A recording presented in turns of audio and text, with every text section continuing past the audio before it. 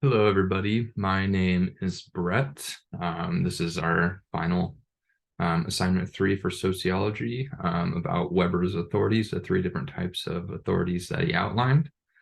So diving in, we're going to start with defining authority. So authority is power that is recognized by the people over whom it is exercised.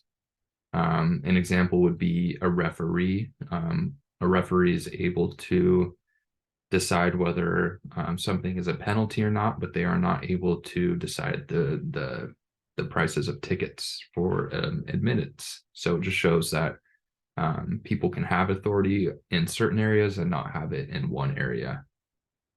So Max Weber outlined three types of authorities, and these are important to note because they do not stand alone.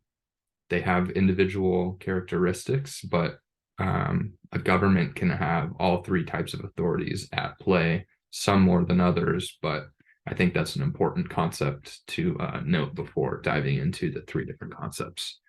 So going into the three concepts, we have traditional authority, rational legal authority, and charismatic authority.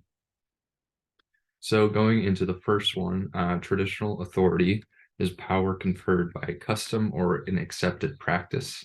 An example of a leader in a traditional authority setting would be a king or a queen. They can be good or bad, competent or competent or destructive. And it is important to remember that it is based on custom, not characteristics of a leader. So like I said, they don't have to be good or bad. The people who follow these leaders under this authority just kind of accept that that's the way it is. They can't change it if they don't like it.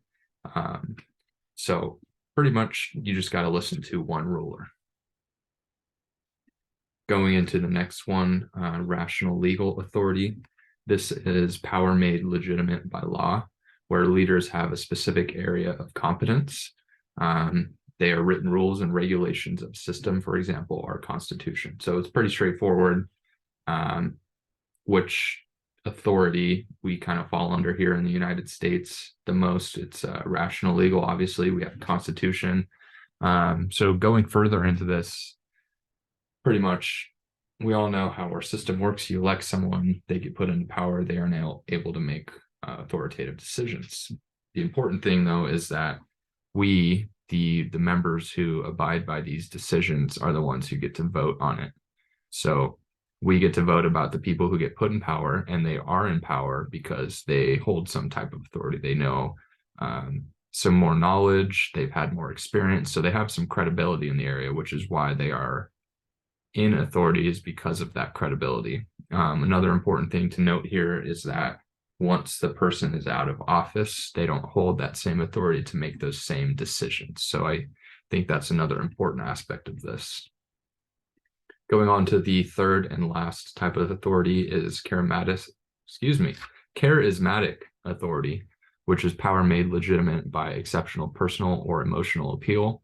Leaders lead without set rules or position. And the important thing to note on this one is that it relies heavily on followers' image of leader, for example, Jesus. So another example I thought of when reading about this type of authority was from a movie, The Hunger Games. Katniss Everdeen. She is the rebel, pretty much, of the 12 districts. She doesn't like being told how to live her life. She thinks it's unfair, not to mention that they get put into a ring to kill each other. So obviously something's up. She kind of takes on this role where people start to believe her and follow her, and then she gets eventually all 12 districts to follow her and overthrow the main government. But it's important to note that she doesn't really want this position. She's very in control, but the people's view of her and their image of her allows her to continue leading and make these big changes. What do I think is the most efficient? If they all stood alone, I would say that I'd have to choose rational legal authority, just because of my experience with it. I've grown up in the United States. I'm biased to it. I think it works well. I think it's fair.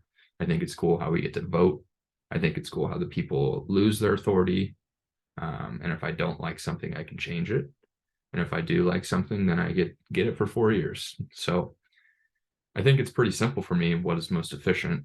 Um, Another interesting thing I read tying off of this is that leaders or presidents can have multiple types of authority at play. For example, Ronald Reagan was, I think, our 84th president. Maybe not, maybe butchering that, but he was an actor growing up and everything. So he had this sort of charisma to him. People liked him a lot. He also was a president of the United States, which falls under rational legal authority. So the two merging together really creates strong government, strong leaders, strong people. So that's why I think rational legal is most efficient, because you can like the person, but it's our choice to have that person. So summarizing everything, there's three types of authority, as noted by Max Weber. These are kind of know-all branches of sociological perspective on authority. And once again, my choice for most efficient would be rational legal. Thank you for your time, and thank you for listening. These are my references. Pictures are quoted, and we got the book here at the end. Thank you very much.